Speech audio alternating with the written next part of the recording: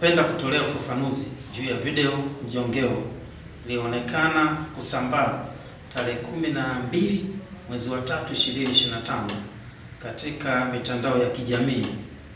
juu ya kutekwa kwa mtoto Shadrack Adam, miaka 11, mwanafunzi wa darasa la 6 wa shule ya msingi Nanjoka B iliyoko Tunduru na kupelekwa jijini Dar es Salaam, taarifa ambayo sio ya kweli. Ukweli wa tukio hili ni kwamba tarehe 10 mwezi wa 3 2025, kwa mujibu wa maelezo ya mama mzazi wa mtoto huyo, kwamba majira ya saa 1 usiku huko kijiji cha Nanjoka, wilaya ya Tunduru, mtoto Shadrack Adam alitoroka nyumbani kwa mama yake mzazi aitwaye Tatu Mbwana baada ya kuiba shilingi 9,000 iliyokuwa kwenye jaketi la mama yake, kisha kwenda kwenye stendi kuu ya mabasi Tunduru na kupanda basi la kampuni ya Selulu inayotoka Songea kuelekea Dar es Salaam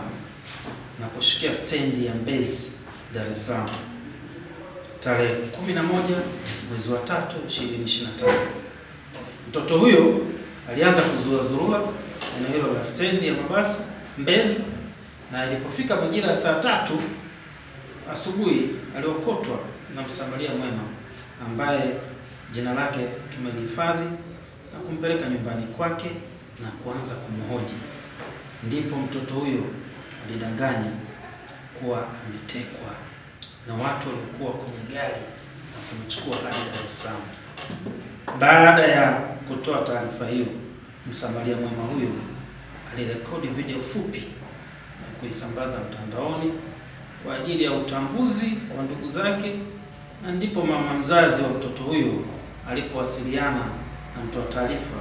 kwa ajili ya taratibu za kumrudisha mtoto Tunduru na kupokelewa Tunduru akiwa salama. Aidha, mama mzazi ameeleza kuwa mtoto huyo hakutekwa, bali amekuwa na tabia ya kutoroka nyumbani, na hiyo ni awamu ya 3 anatoroka.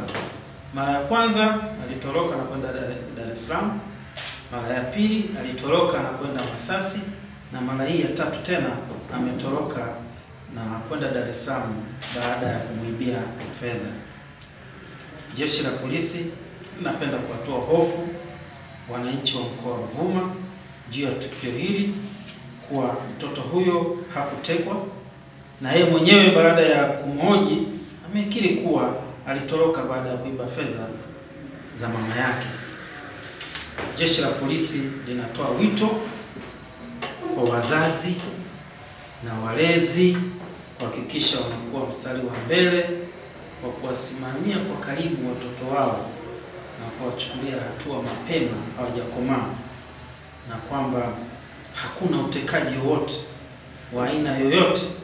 katika mkoa wetu huu wa Ruvuma.